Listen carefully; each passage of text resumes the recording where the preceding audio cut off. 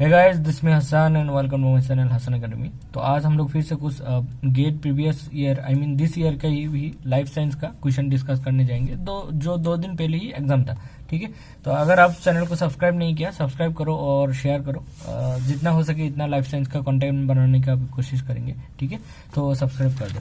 अब देखो, जो भी क्वेश्चन आया था, कुछ क्वेश्चन मैं भूल भी गया था, तो किसी स्टूडेंट ने भेजा था, आई वांट टू थैंक्स रजत बोल के किसी ने ईमेल करके भेजा था 2 सर क्वेश्चन। तो उसमें से एक देखो ये क्वेश्चन आया था, जो कि बहुत ही इजी क्वेश्चन या फिर कॉन्सेप्चुअल क्वेश्चन आप मान सकते हो। इस तरह का क्वेश्चन काफी बार आता रहता है आपका एग्जाम में। ठीक है, स्मॉलेस्ट बॉन्ड एंगल। तो जब भी इस तरह का क्वेश्चन मिलता है, आपको सोल्व करने के लिए सबसे पहले आपको क्या करना है, उसका हाइब्रिडाइजेशन निकालना है और उसके बाद देखना है कि क्या कोई लोन पेयर है क्या। अगर लोन पेयर है तो नॉर्मल बॉन्ड एंगल जो होता है उसको और कम कर देगा। ठीक है, और उसके बाद बहुत सारे और चीजें होता है, इलेक्ट्रोनेगेटिविटी वगैरह, central atom and all this thing, वो सब देखना पड़ता है। बट इस क्वेश्चन में अगर आप उस ट्रिक से जाओगे, जो फॉर्मल वे होता है उसमें जाओगे, तो आपका आंसर नहीं मिलेगा या फिर कोई ना कोई आप गलत करके आ जाओगे। तो यहाँ पे उन्होंने जो क्वेश्चन कॉन्सेप्ट यूज किया, दैट इज ड्रैगोस मोलिक्यूल। तो ड्रैगोस मोलिक्यूल बोल के कुछ मोलिक्यूल होता है जिसका हाइब्रिडाइजेशन नहीं निकाला जाता है और जिसका बॉन्ड एंगल हमेशा सबसे कम होता है। तो यहाँ में से एक था ड्रैगोस मोलिक्यूल, वो है PH3। तो this is our correct answer. तो इस तरह का जब भी आपको ड्रैगोस मोलिक्यूल के बारे में पता चल जाएगा, तो आपको ये सब फाइंड आउट करके देखना ही नहीं है, डायरेक्ट ड्रैगोस मोलिक्यूल में आप टिक कर सकते हो। बट कंडीशन ये है कि दो ड्रैगोस मोलिक्यूल रहेगा तो आपको दोनों का एग्जैक्ट एंगल पता होना चाहिए कि कौन सा कितना है। और ड्रैगोस मोलिक्यूल का मैं आपको बोल दूं 90 डिग्री के आसपास ही रहता है। ठीक है, तो ड्रैगोस मोलिक्यूल का डिटेल्स देख लेना, मैं डिस्क्रिप्शन में वीडियो रख दूंगा, मैंने भी उसके ऊपर वीडियो भी बना चुका हूँ। और उसके बाद देखो, ये एक जनरल एप्टीट्यूड में इस तरह का एक क्वेश्चन आया था, x/y/z इज इक्वल टू, मुझे जितना पता है 1/2 1/3 1/4 दिया था और बाद में ये पूछा गया था इसका वैल्यू कितना होगा। और यहाँ पे ऑप्शन में एक था 1.98, बी था सपोज 1.26, सी था 2.50, इस तरह का कुछ था। ठीक है, अब देखो इसको आप किस तरह से फाइंड आउट करोगे, इजीली आंसर किस तरह से निकाला जाता है। तो x/y इज इक्वल टू, अगर 2:3 देता है, दैट मीन्स एक x कॉरेस्पॉन्ड कर रहा है 2 को। ठीक है, तो x is 2 and y is 3। तो इसी तरह से यहाँ पे तो इजी है, बट यहाँ पे तो फ्रैक्शन में दे दिया, तो कोई बात नहीं, आप इसको भी इस तरह का नंबर में कन्वर्ट कर लो फ्रैक्शन को, तो आपका थोड़ी इजी हो जाएगा। तो x/y/z इज इक्वल टू 1/2 मतलब हो जाएगा 0.5, 1/3 मतलब 0.33 ले सकते हो, एंड 1/4 मतलब हो जाएगा आपका 0.25। और उसके बाद x plus z, that means 0.5 plus 0.25 divided by minus 0.33 और माइनस हो जाएगा 0.33। तो इसका हो जाएगा 0.75 माइनस 0.33, ये हो जाएगा आपका आई थिंक 0.75 और 3342 हो जाएगा शायद, एंड 0.33। तो 0.45 डिवाइडेड बाई 0.33, इसका आप करोगे तो 1.27 या फिर 26 आ जाएगा। 1.27 क्या है, हमारा ऑप्शन में है, तो हाँ है 1.26 है, तो ये हो जाएगा करेक्ट आंसर। तो इसका आंसर इस तरह से निकाला जाता है, या फिर ये होना चाहिए। बाकी आप लोगों को अगर लग रहा है कि कोई और हो सकता है या फिर दूसरा कोई मेथड है, तो आप कमेंट सेक्शन में लिख सकते हो, मैं उसको पिन कर दूंगा। और उसके बाद देखो, एक क्वेश्चन इस तरह का दिया जाता है, चाहे गेट का कोई भी ब्रांच हो, इस तरह का एक क्वेश्चन तो डायग्राम का रहता ही है। तो इसमें यह था मिरर इमेज फाइंड आउट करना था। ठीक है, तो इस तरह का क्वेश्चन पहले भी आ चुका था, तो ये काफी इजी क्वेश्चन होता है हमेशा। इसमें आपको सिर्फ कुछ फॉर्मूला मान के चलना है कि इस मिरर से जो जितना पास है, इधर भी वो उतना दूरी पे होगा। तो सेंटेंस तो मैं बोल दिया, बाकी आपको समझ में आया कि नहीं। तो चीजें ये है कि इस मिरर, इस पॉइंट से यहाँ का जितना डिस्टेंस में जो आ रहा है, तो इधर भी सेम उस तरह से ही चीजें आएगा। ठीक है, सपोज ये बेंजीन जैसा 6 वाला ड्रॉ कर दिया। ठीक है, और उसके बाद देखो यहाँ पे जो इस दोनों सर्कल, जो भी दो डायग्राम है, मैचिंग जहाँ पे हुआ वहाँ पे क्या था, दोनों में कलर नहीं था। तो इधर भी जो आप ड्रॉ करोगे ना, इसके यहाँ पे कलर नहीं रहना चाहिए। ठीक है, तो वो लोग यही ट्रिक यूज कर रहा था। और उसके बाद देखो, यहाँ पे मिरर के सबसे पास वाला में कोई कलर नहीं है, दूर वाला में है, तो दैट मीन्स इधर वाला में कलर होगा। तो इस तरह का चीजें आपको बस फॉलो करना था। ऊपर में 8 था, 8 मतलब ऐसा छोटा छोटा जो पार्ट है ना, स्मॉल पार्ट, 8 पार्ट था और नीचे में 6 था।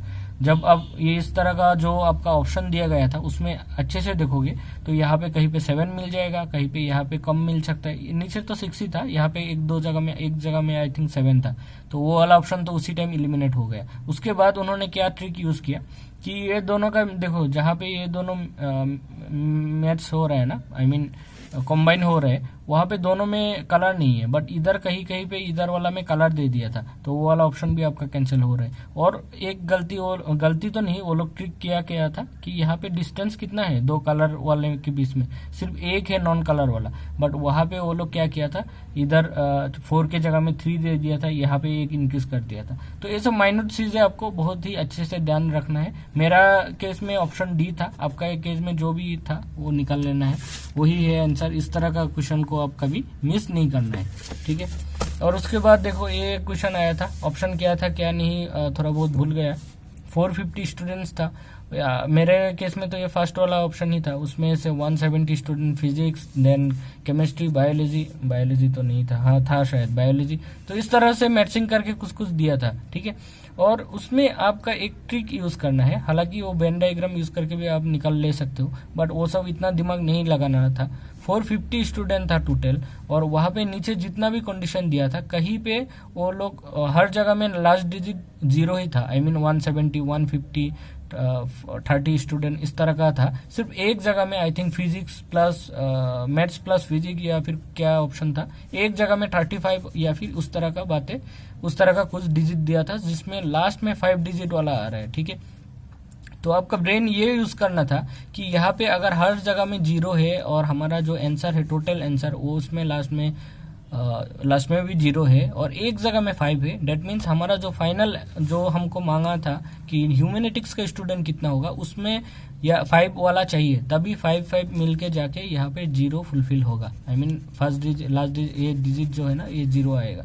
तो ऑप्शन में सिर्फ एक ही ऑप्शन था मेरे हिसाब से, वो था 45 या फिर कौन सा था पता नहीं, 45 ही था, एक ही ऑप्शन था जिसमें लास्ट में 5 था, तो वही आपको जल्दी से जल्दी टिक करना है। तो अगर ये ट्रिक आप समझ गए होगा तो आप विदिन 1 मिनट ये कर लोगे, और नहीं तो आपको कैलकुलेशन करने में थोड़ा टाइम लग सकता था, क्योंकि फिजिक्स, केमिस्ट्री प्लस बायोलॉजी तीनों का भी दिया था 20 स्टूडेंट आई थिंक, तो उनको हर जगह से माइनस करना भी होता है, तो वो थोड़ा टाइम कंज्यूमिंग हो सकता है। तो इसलिए ये ट्रिक की थ्रू जाना है तो डायरेक्ट आपका 10-20 सेकंड में आंसर आ जाएगा 45। उसके बाद देखो ये कहीं पे आई थिंक केमिस्ट्री पोर्शन और कहाँ पे आया था पता नहीं, base plus nitrogenous base plus pentose sugar plus phosphate, ये अगर तीनों एक साथ हो जाता है तो हो जाता है आपका न्यूक्लियोटाइड, या फिर 2 होने से न्यूक्लियोसाइड होता है, इस तरह का बात है। तो ये तो आप लोग सही कर ही लिया होगा। उसके बाद टीएलसी या फिर पेपर क्रोमेटोग्राफी का इस तरह का कुछ एक आरएफ वैल्यू निकालना आया था। उसमें आपको देखना था कि जो आपका सोल्यूट पार्टिकल है ये वो कहाँ तक जा रहा है, और उसके बाद हमारा मोबाइल फेज कहाँ तक जा रहा है, ठीक है। तो मोबाइल फेज ज्यादा जाता है और सोल्यूट फेज थोड़ा पीछे रहता है, तभी हमारा जो ये सेपरेशन वगैरह पता चलता है। सपोज ये आपका टीएलसी है, ठीक है, तो लास्ट तक नहीं जाता, यहाँ तक सपोज यहाँ पे आपने सैंपल रखा, यहाँ तक आपका मोबाइल फेज रन किया है और आपका स्पॉट यहाँ पे दिखाई दे रहा है। तो टोटल को अब अगर ए मान लो डिस्टेंस, और यहाँ से यहाँ अगर बी मान लो, तो refractive index is equal to B by A, ठीक है। टोटल को नीचे रख दो और जहाँ तक हमारा सॉलिड पार्टिकल या फिर सैंपल स्पॉट गया उसको ऊपर रख दो। तो उसमें इस तरह का कुछ था, I think 5 centimetre and 10 centimetre जो भी था, तो 5/10 या फिर 5/15 जो भी था उस हिसाब से आप निकाल लोगे। और उसके बाद देखो बेसिक केमिस्ट्री पोर्शन में, केमिस्ट्री में एक क्वेश्चन और आया था जो बेसिसिटी ऑर्डर को लेके, जो कि बहुत ही ज्यादा इजी और सेम टाइम इम्पोर्टेंट था, बट ऑप्शन मुझे अभी याद नहीं आ रहा है। जितना मुझे याद है एक में तो पायरिडिन था, बाकी 2-3 में क्या था क्या नहीं। अगर ऑप्शन मुझे याद आ गया तो मैं अच्छे से आपके लिए वीडियो बना दूंगा। वहां पे आपको एक फॉर्मूला मान के चलना है, आइसोलेटेड देन रेजोनेटेड और एट द एंड हो जाता है एरोमेटिक, ठीक है।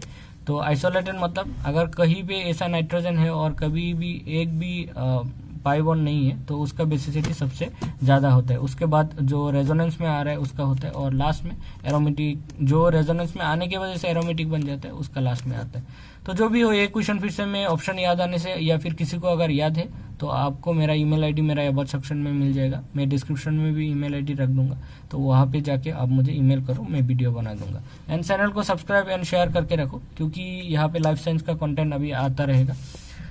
जनरल एप्टीट्यूड हो या फिर केमिस्ट्री हो, ये सब तो आएगा ही, प्लस जूलॉजी एंड बायोकेमिस्ट्री भी आएगा। ठीक है, thank you for watching this video and keep sharing. Thank you.